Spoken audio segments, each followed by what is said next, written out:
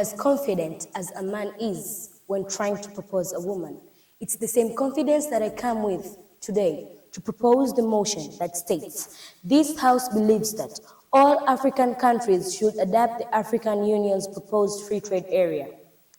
I'll first start by explaining the meaning of the African Continent Free Trade Area.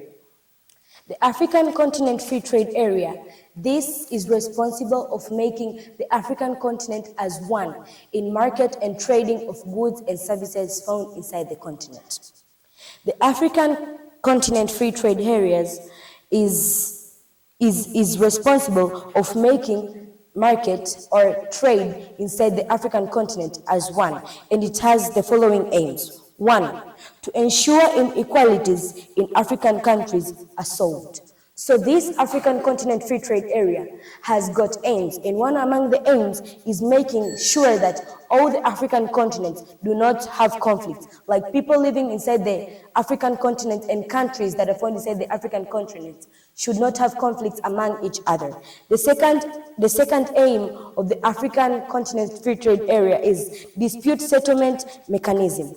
This means that the African continent, after putting the African Continent Free Trade Area, all the countries that will be under conflict, they'll be put as one and they'll be settled down so that they can solve the conflict in a peaceful means or a negotiation means. Also, the African Continent Free Trade Area has an aim of helping Africans in their trade, and by this, they help by removing all the obstacles that face the Africans in trade. I receive it. Where is the proof? The proof that this is their aim. This is not the thing that has started already, it's the aim. So if we allow the African Continent Free Trade Area to work, that means that the aims that they have are going to be fulfilled. These are not points to support the African Continent Free Trade Area, these are their aims.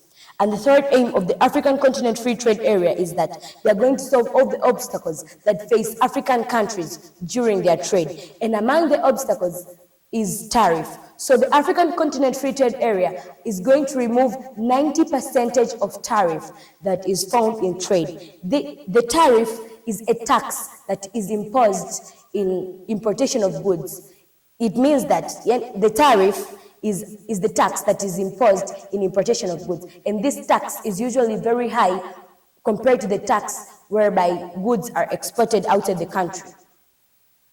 And also this African Continent Free Trade Area has its own frameworks. And among the frameworks of the African Continent Free Trade Area is disputing settlement, just like how I said before. The aim and the framework, some aims and some frameworks of the African Continent Free Trade Areas interact with each other. So among the frameworks of the African Continent Free Trade Area is disputing settlement, means solving conflict. And another aim is eliminating tariffs, just like I explained before. And another aim is setting protocols or rules and regulations governed when doing trade of these goods and services. Now I move next to the protocols that the African Continent Free Trade Areas are going to take. One among the protocols that these African Continent Free Trade Areas are going to take is to encourage industrialization. It means that they are going to empower industrialization, means they are going to empower industries to make more goods, that the African countries may buy goods inside their continent instead of buying goods which are found outside the continent. Now in this debate, we come up with 3 main points. The first point is foster economic growth through intercontinent. The second point is foster continental unity and political stability. The third point is it will empower, uplift, and transform marginalized groups. I'm going to explain mainly the third point. It will empower, uplift, and transform marginalized groups. According to the statistics from Wikipedia is that the marginalized groups are groups like women, street children, and all other groups that need special care. Now, if you look in most developing countries found in Africa, inside their boundaries, there's some people who stay there selling goods and services in an illegal way. So if we impose this African Continent Free Trade Area, it will allow and it will help these people not to work as people, not to work as illegal people anymore. It will give them a chance of working as legal, that they may sell their goods and services in a legal way. Example, during the time of Dr. John Pombe Magufuli, in 14th October 2020, he said this statement, right, that all the people that are working in small trade have to contribute 20,000 per year so that they may be given cards to work freely inside the country. Now, think, this only one person, only one trader will contribute 20,000 shillings. Imagine if there were 1,000 traders in the boundaries and each one contribute 20,000 shillings. Is that not much money to help the country develop? And if a certain country develop in a continent, it means that also the whole continent will have to develop. The other point is fosters economic growth through intra-African trade. By this, the African Continent Free Trade Area will make a conducive environment for all the people doing trade inside the countries. For example, nowadays, if you look, many people found in Tanzania go to do trade with the Asian countries, example China. Many people from Tanzania, they shift and they go to do trade with the people found in, to do trade with the countries found in Asia. So the African Continent Free Trade Area will help them to have a conducive environment to do trade inside their own continent. Thank you. Opening all borders and the African Continent Free Trade Area is like forcing a marathon where some runners are in sneakers and others are barefoot on gravel. It is not fair, it is painful. First, I'll start by defining the key terms. That African Continent Free Trade Area is the flagship project of African Union under the Agenda of 2063. It aims to create a single continental market for goods and services with free movement of business people and investment. It was signed on 21st March 2018 and it came into force on 30 May 2019 and commenced on 1st January 2021. Despite signing and all the things, only 54 out of 55 people joined the African Continent Free Trade Area.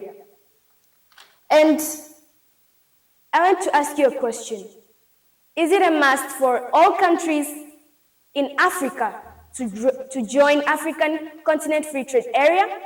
Is this the right time for them to join African Continent Free Trade Area?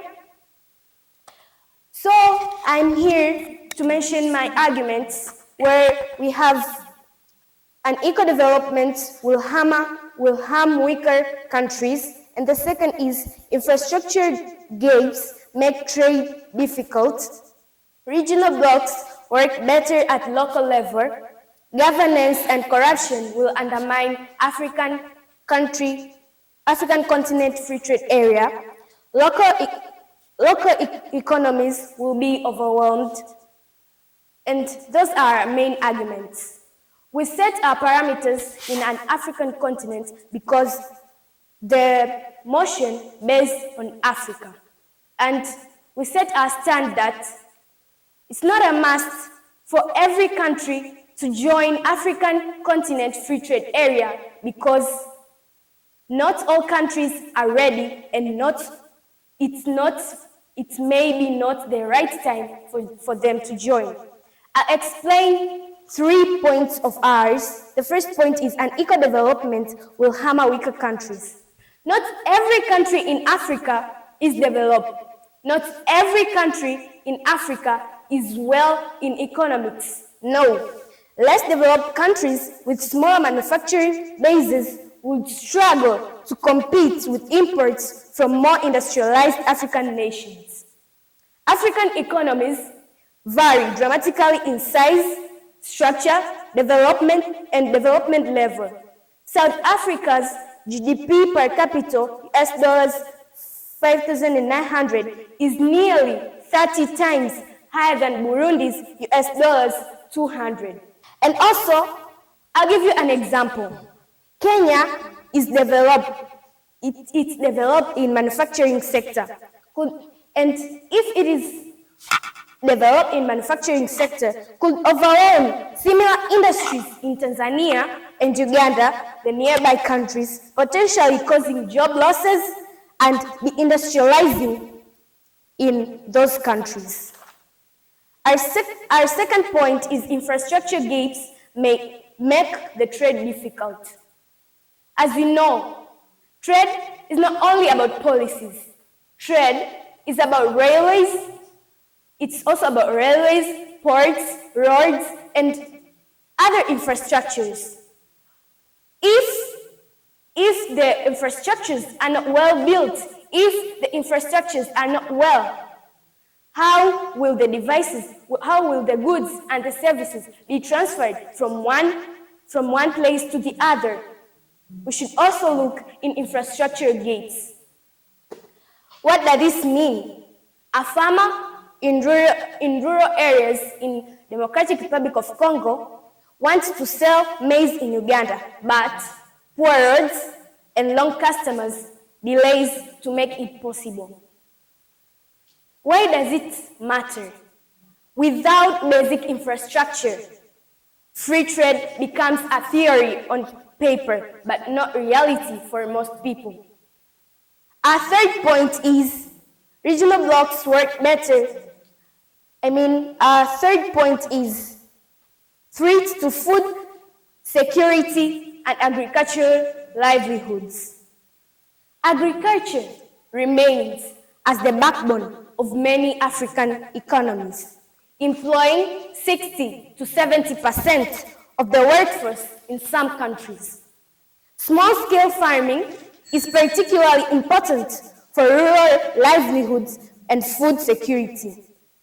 The African continent free trade area could threaten these farmers by exposing them to competition from larger and more mechanized agricultural operations in countries with more developed agricultural sectors.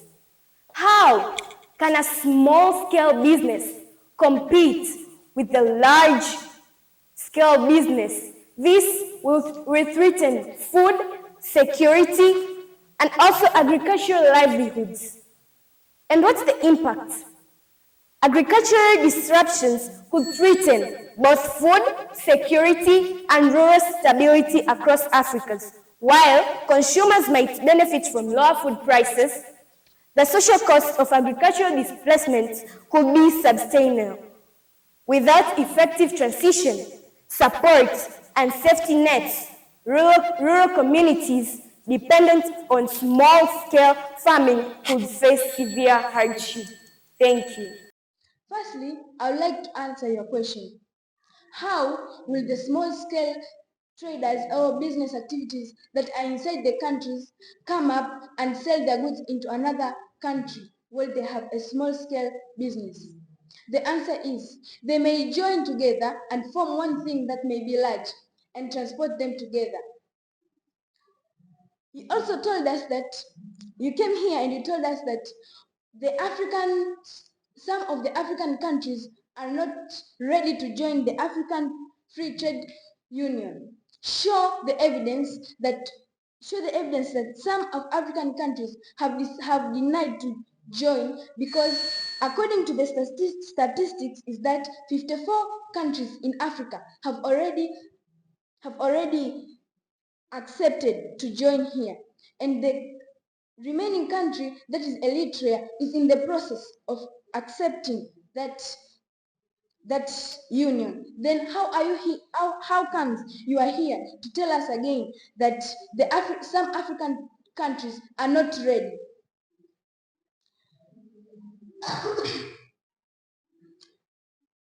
But also let me start by rebutting the points.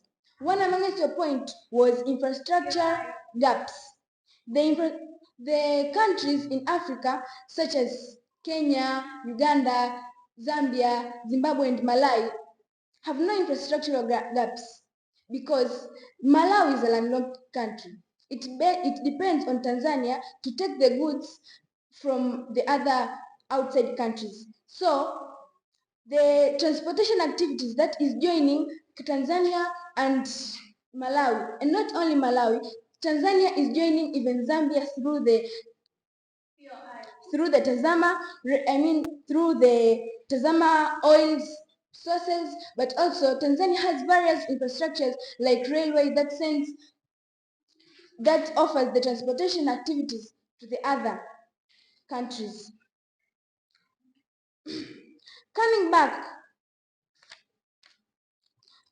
to our stand, that was Africa can never be truly independent without economic freedom.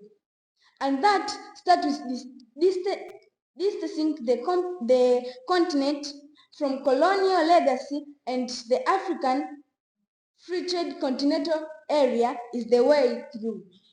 When I speak of this thing is that if you look, a lot of African countries do trading activity with the continent of Asia. That is, they take a lot of commodities from China. Now, if we bring this African continental free trade area, it will help them. The goods that they are taking from Asia, and they decide to produce them inside and create their own. Africa will build its own dependency, and the relationship and unity and political stability will be built, because from our framework we say that it will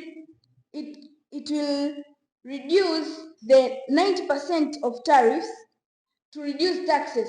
This because a lot of countries nowadays are getting into conflicts because of taxes. So solving the conflicts makes them unite together and work as one.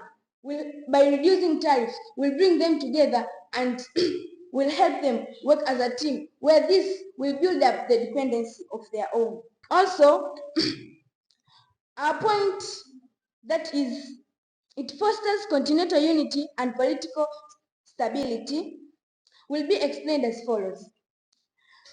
The countries in Africa, a lot of them have no unity. Now, bringing this African continental free trade area will help them work together, will help them bring their own dependency and have political stability. Because because this African free trade area will allow them and will support them to work. The goods and the rules that will be set there will make them work and the goods will be produced inside Africa. And since they'll be produced inside Africa, so it means the goods and the services and all the transportation service activities which will be done inside Africa will promote unity and bring political stability. But also it fosters economic growth.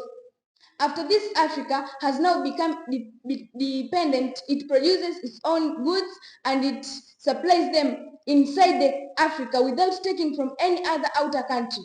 This will help them get the revenues and the money that was to be sent outside. It will now be created and it will be inside and across the borders. Since it will be inside and across the boundaries, so it means the money and Africa will have economic growth and become independent. It uplifts and empower the marginalized groups. The groups like women, which are marginalized, will be empowered because this will help them work in areas that are not allowed. Thank you. Fellow opposers and my worthy opponents, my worthy proposers. Greetings to you all. I'm here firmly strong to oppose the motion that states that this House believes that African countries should adopt the African Union's proposed free trade area. We on the opponent side, we see that the creation of the African continental free trade area is one of the most earlier decisions made by Africa, since each country in Africa is trying to develop itself from becoming a developing country to a developed one. Through the following argument, I hope all of you are going to agree with me and join us that the African continental free trade area is as earlier and therefore should wait first for all African countries to develop and become a developed one. We have the regional blocks. The regional blocks work better at the local level, since the ECOWAS, SADC and EAC and other regional communities have been spending their years building trust, harmonizing laws, and creating trade agreements that work for their member states. Now jumping from a small local regional communities just to a big one, such as the African Continental Free Trade Area, is one of the most earlier, since it will disrupt the well-functioning of the regional blocks, and therefore the countries may face conflict flows and overlapping regulation. What does this mean? It means that a product that meets equal standard may not meet the African Continental Free Trade Area rules and causing delay and extra cost. And it matters because it is better to improve the existing systems such as the SADC, EAC, and the ECOS, so as we can create something new and complicated than creating something new and complicated that may not work at all. Also, we have the local economies will be overwhelmed. What does it mean? For most African economies, they have the informal businesses, such as the street vendors, they have the small shop, small farms. These people do not have such access to a big capital and advanced logistics.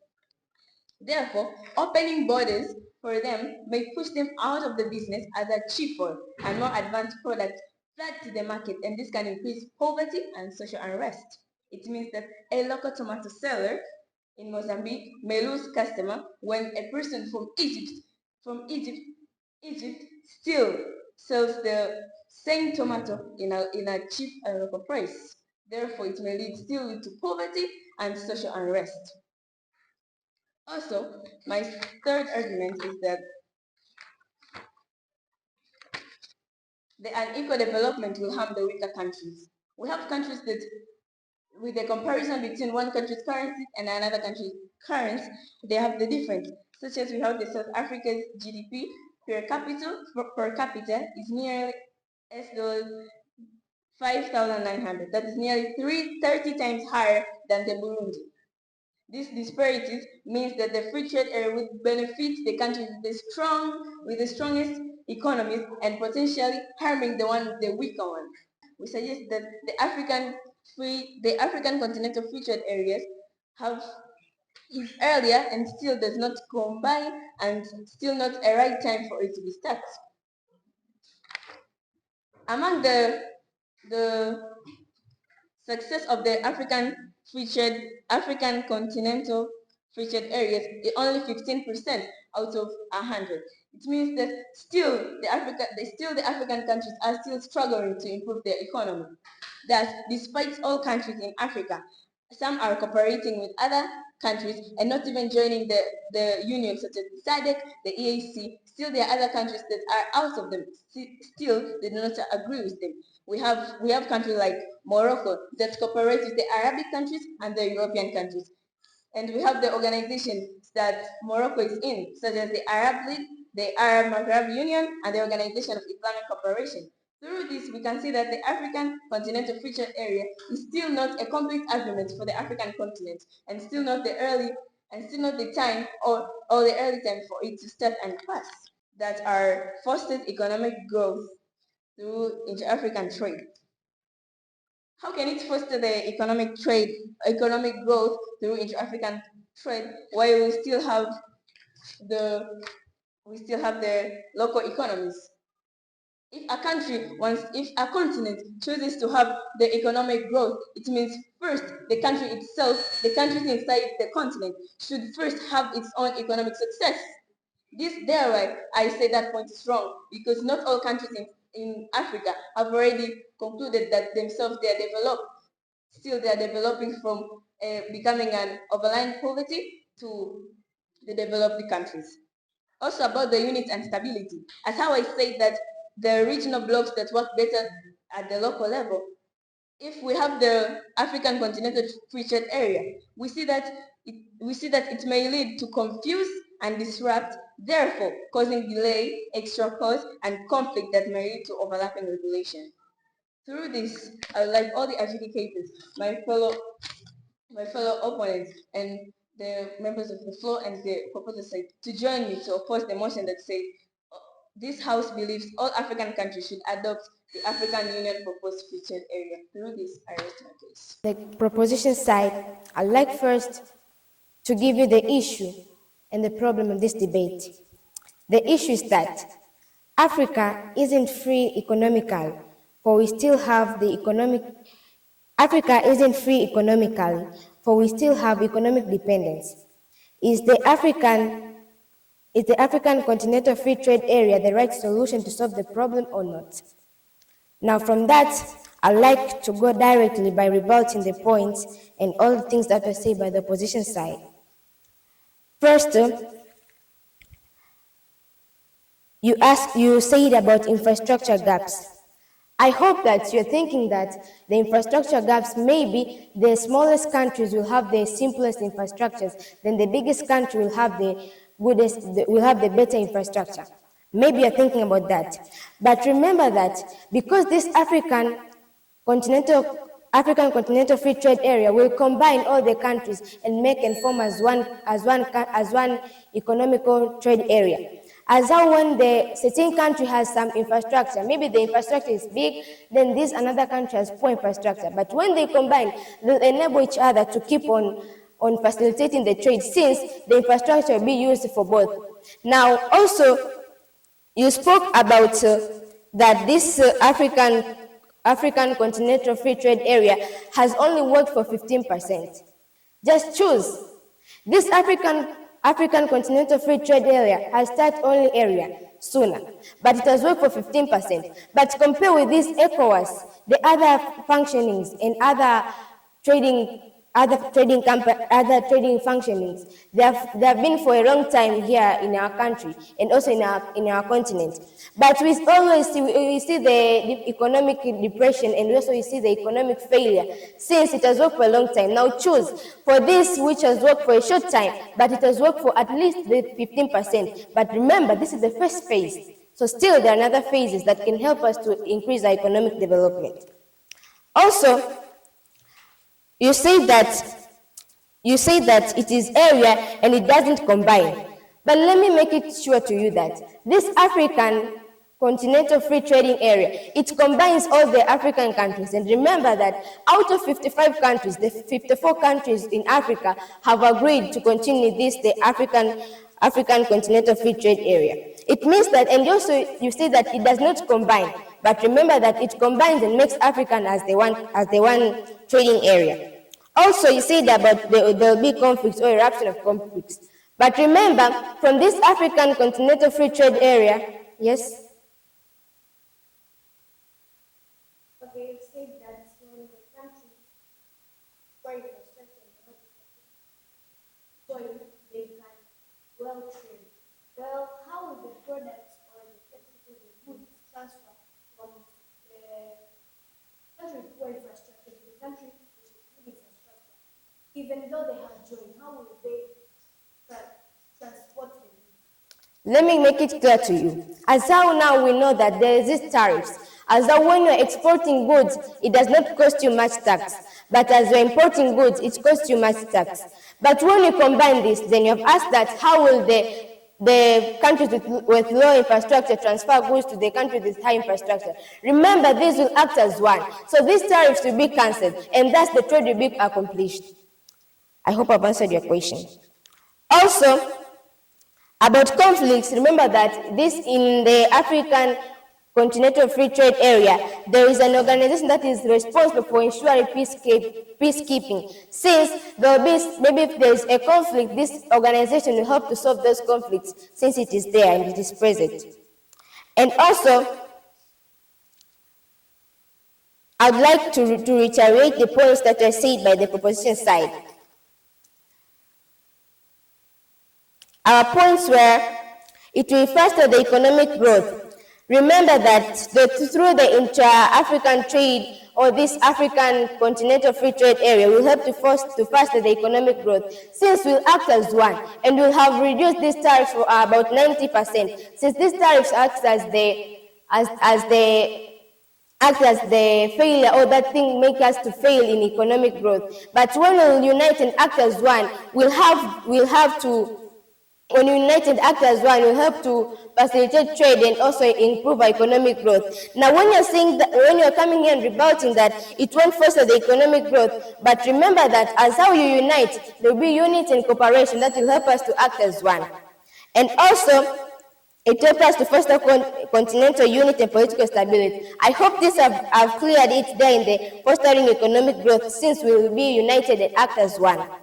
And also here, the crush of this debate is that it's about conflicts, and also it's about, the clash is about conflicts and also about the economic development. But I hope this have cleared from us, from our stand, as our stand says that Africa can never be truly independent without economic freedom, and that starts with distancing the continent from colonial legacy, and African continental free trade area is the way that we can help to manage it. Now, through uniting, we can have the unity and prevent this political instability and keep the political stability of our continent. Since when we don't unite, we don't have the cooperation and we don't have the unity, and thus we fail in economic growth.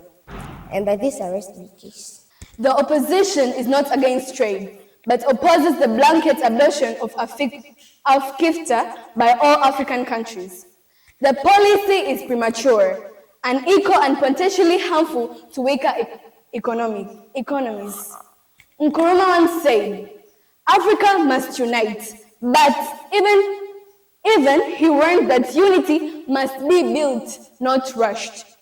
The motion says all African countries should adopt the proposed African Union's free trade area.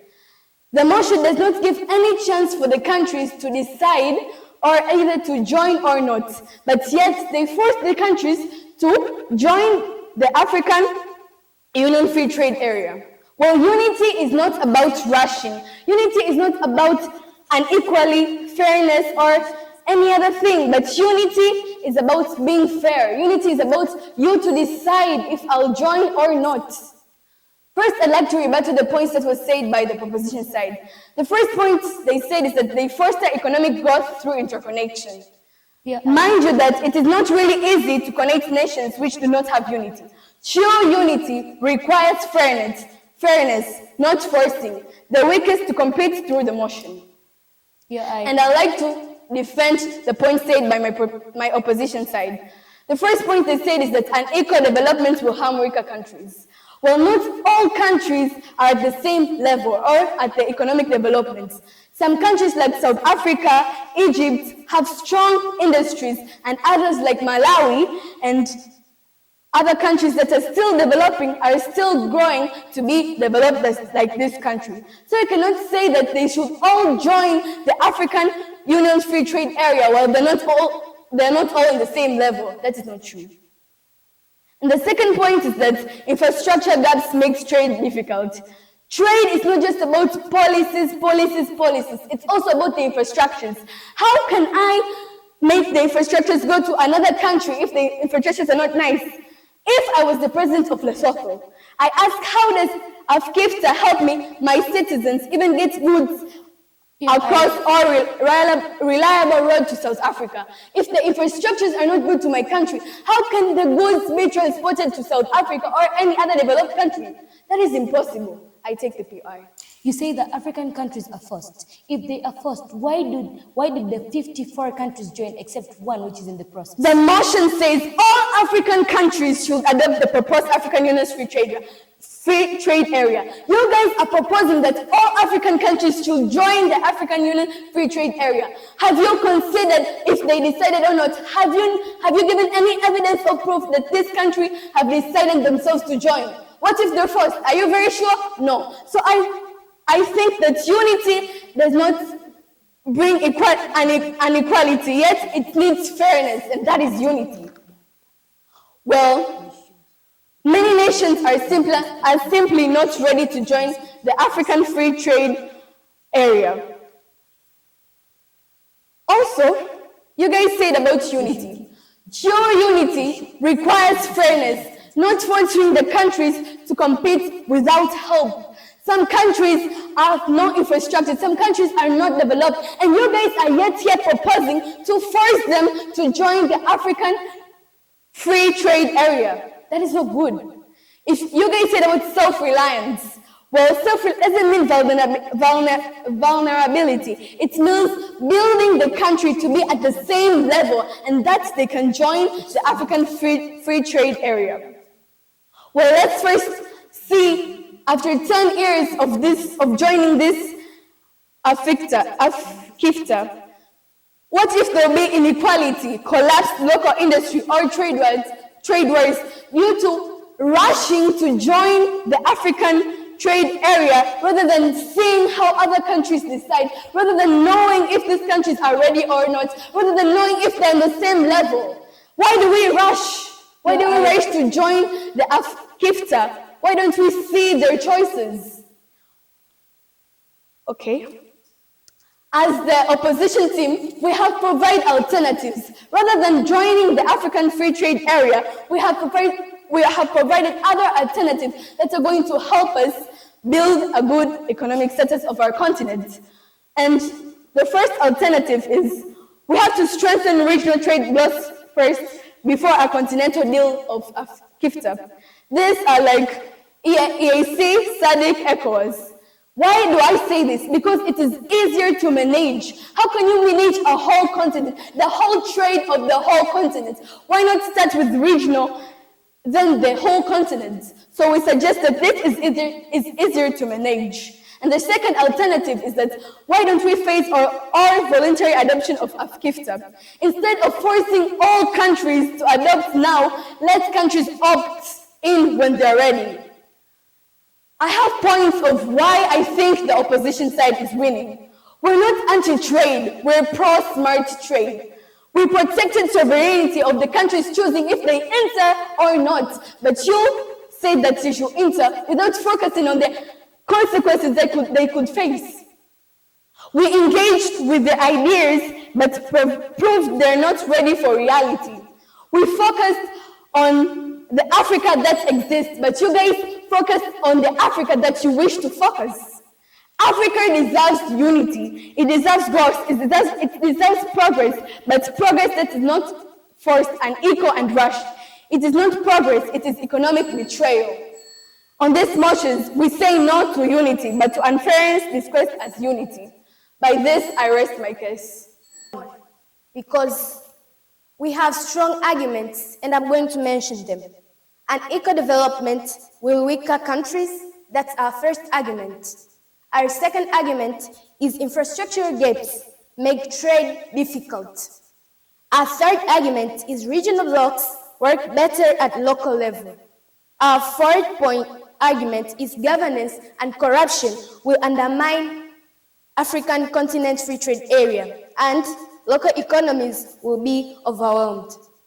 We do not discourage the African continent free trade area, but we want the countries to stay first, calm down, think for some times if they really need to adopt it or not.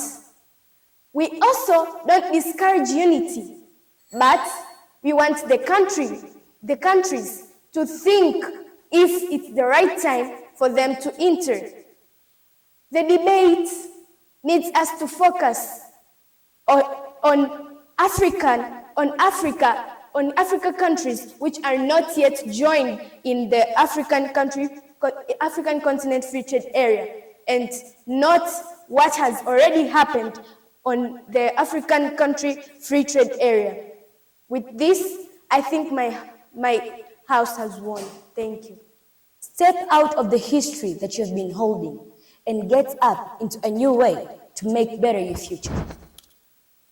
This debate should go to the proposition side due to the following points. We came up with the points of fostering economic growth through intra-African trade, fostering continental unity and political stability, and it will empower, uplift, and transform marginalized groups.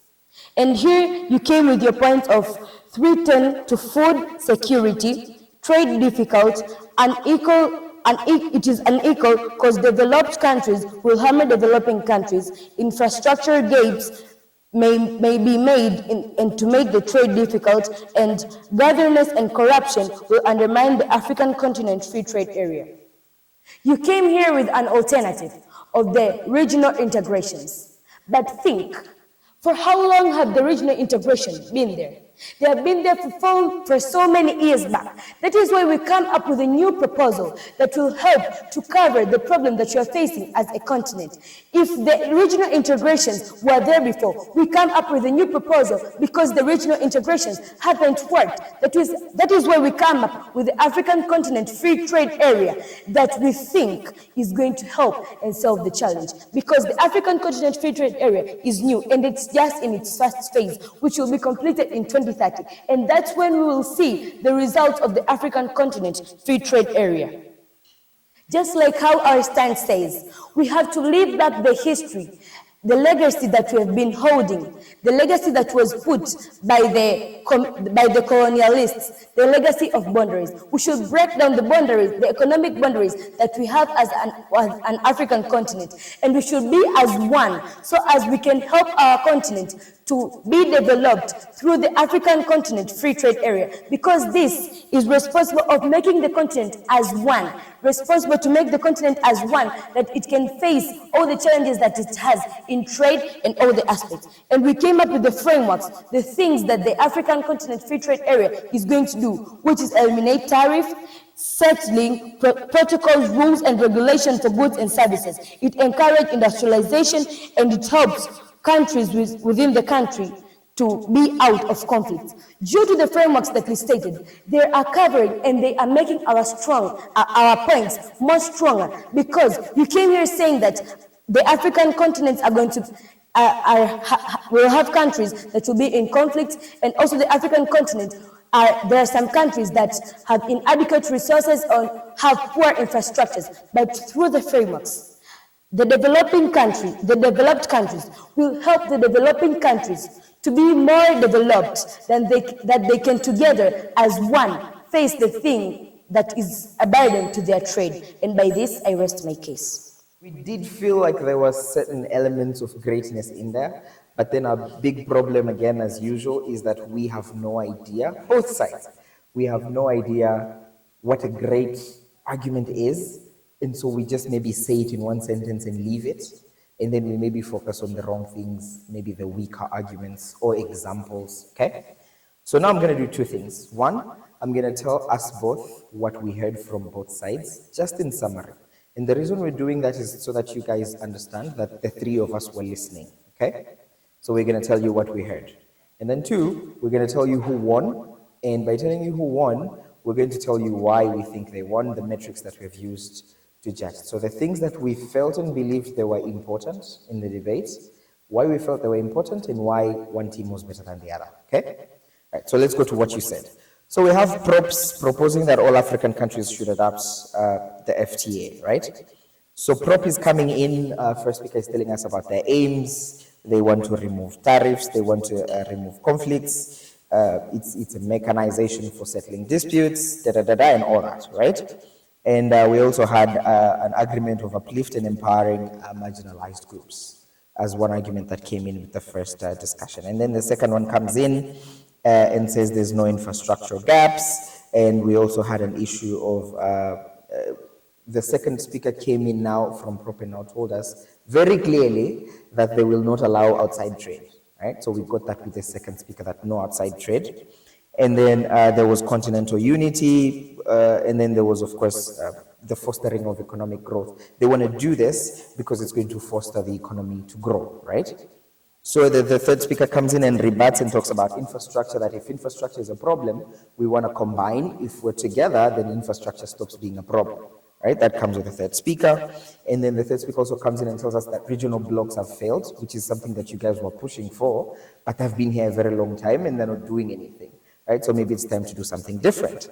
And then, of course, the third speaker comes in and says tariffs reduction, when talked a lot about tariffs kept coming up, okay? So that's what we got from your side in terms of why you want this to happen, yeah? And then from the opposition side, we had a marathon analogy This is like having a marathon. One is wearing sneakers, one is barefoot. We had that with the first speaker.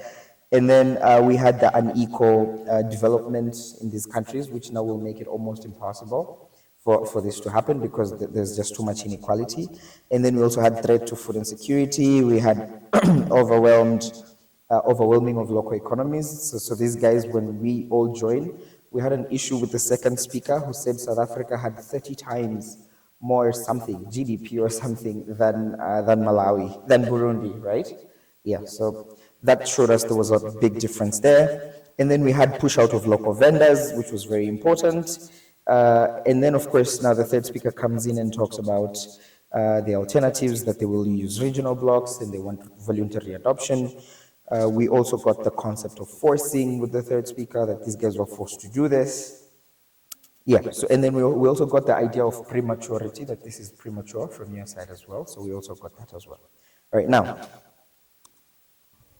based on that, based on what we heard, there were two very important metrics that we used to judge this debate, all right?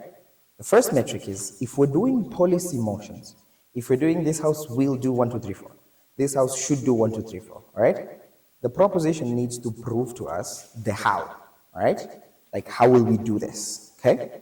And then the prop also has to prove us the why, right? Like, why do we need to do this? So now you're arguing the status quo. You could be like, guys, what we're having is not fine. We need to do something about it, and we're saying we do this, right? The why.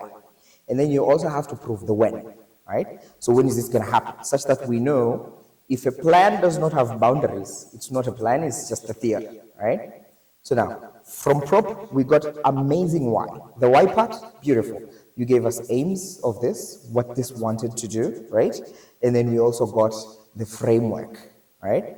Which was great. Now, we were not satisfied with the how. The how in terms of where are we going to start, the how in terms of where we're going to go from there. And then we were not satisfied with the when as well, which came at the end. The reply speech, you gave us a 2030 analogy, right? We're on the first phase, we will be awesome by 2030, right? But then that came in the reply speech, okay?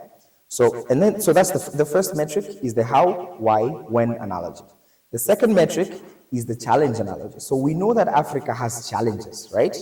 So which part of the house has addressed these challenges better, right? So we came up with 4 challenges that were important based on your arguments, not ones that we came with. So first challenge was infrastructure, right? Both teams agreed that there was an infrastructure problem, right? Now, Prop are telling us that if we unite, we will solve that problem, right? Ops are telling us that's not going to happen. The second issue was the geographical boundaries part, which came in with the ops. They were telling us that the geography, these guys are far away, and the boundaries and everything is too difficult. And then the third challenge that we have is economic difference, right? Our economies are too different, which again was brought up by the ops, right?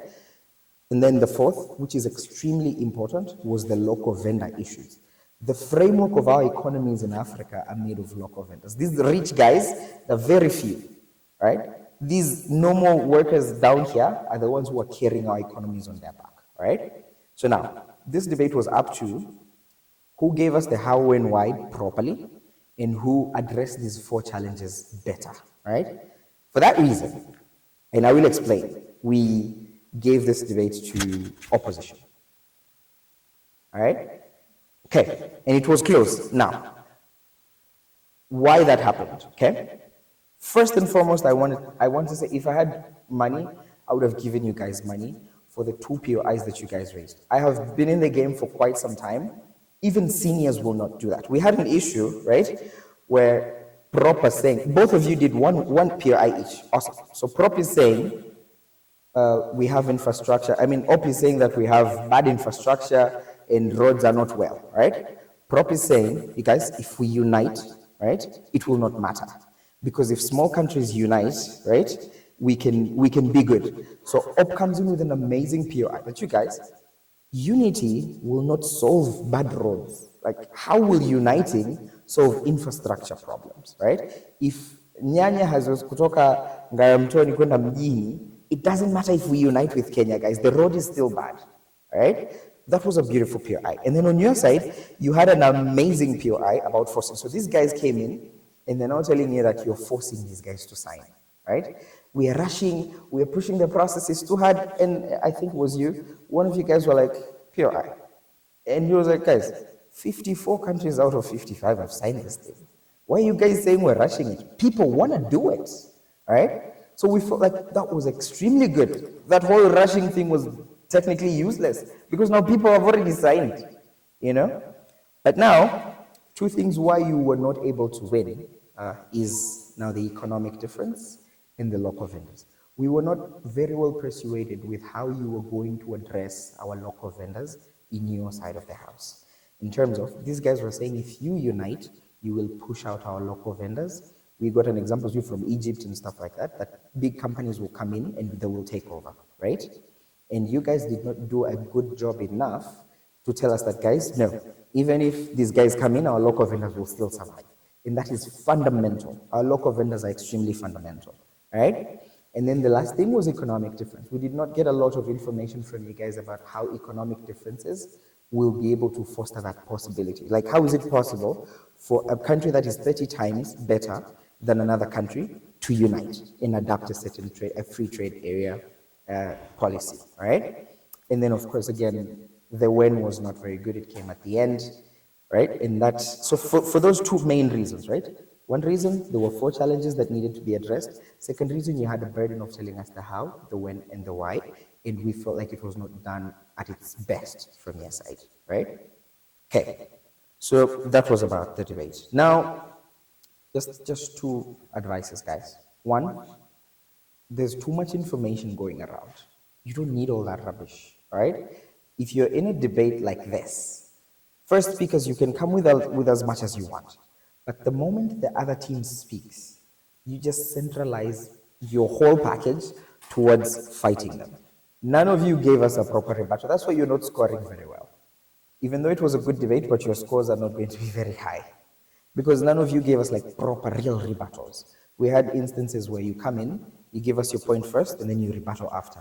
I don't think that's what they taught you. You come in, you rebut first, okay? And then you give your points after. We had instances where now you give your points, you rebut, and then you give your points, and then you rebut, and then it was a little bit disorganized, right? We cannot have that. So you have a lot of information, but then there's, for example, just for you guys, one simple metric that you talked about, but you did not know, is the forcing part, guys, right? You had an awesome POI, which you would have won probably the debate based on that context itself. But guys, we're not forcing anyone to do this. The fact that 54 people are behind us, we believe in what we're doing. 54 or 55 are behind us, we're going to do this, all right? If you kept pushing for that, you did an excellent job pushing for tariffs. They kept blocking tariffs, and you kept bringing it back, and then you kept rebutting, and you brought it back. You see what you did with tariffs. You do that with real impactful arguments like that, right? And for you guys, you just slipped on the crack. It was not excellent. You need to rebut these things, right? You can't let them tell you this. You can't let them characterize motions like this, because you let them, for example, you let the prop tell us that tariffs are the problem with Africa. The moment we solve tariffs, we're good. Because these guys were telling you we have tariffs and they're bad, right? And their alternative is going to remove those tariffs, right? And they let you do that. Based on, if we're talking theme to theme, you guys took that theme 100%, right?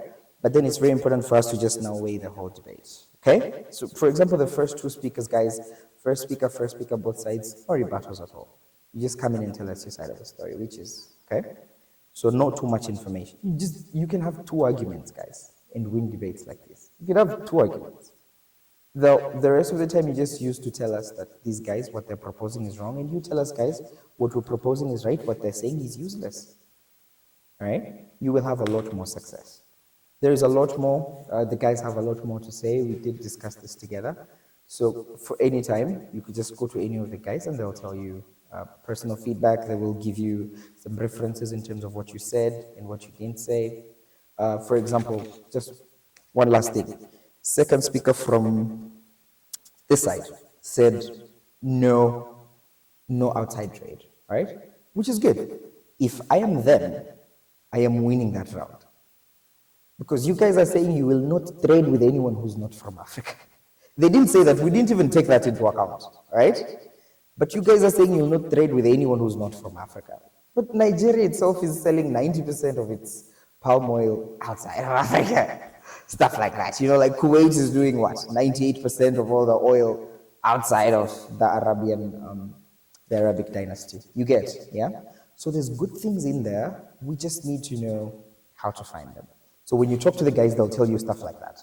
They'll give you like intricate details about what we can do to become better, okay? So you can just go to the lady or the gentleman, they'll tell you the same thing, okay? But for this one, I'm sorry guys, it's opposite, okay? Okay, all right, thank you very much for your time.